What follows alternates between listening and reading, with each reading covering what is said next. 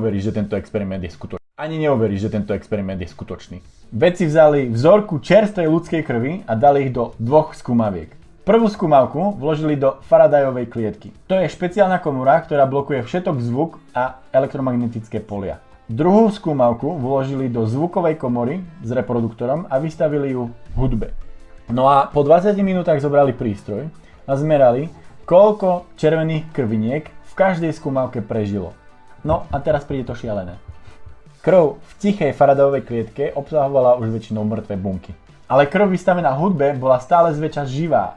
A bez ohľadu na to, koľkokrát tento experiment opakovali, tá hudba z repráku nejakým spôsobom umožňovala tým krvinkám prežiť dlhšie. Potom si ale povedali otázku, čo keď namiesto reproduktoru použijeme živú hudbu. Takže experiment zopakovali a pozvali spievať Andersa Holteho, ktorého hudba je mimochodom určená na prepájanie, meditáciu a na liečenie.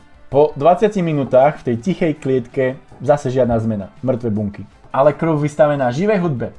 Tam prístroj nahlásil, že živých buniek je príliš veľa na to, aby sa dali spočítať. Toto znie celkom šialene, čo?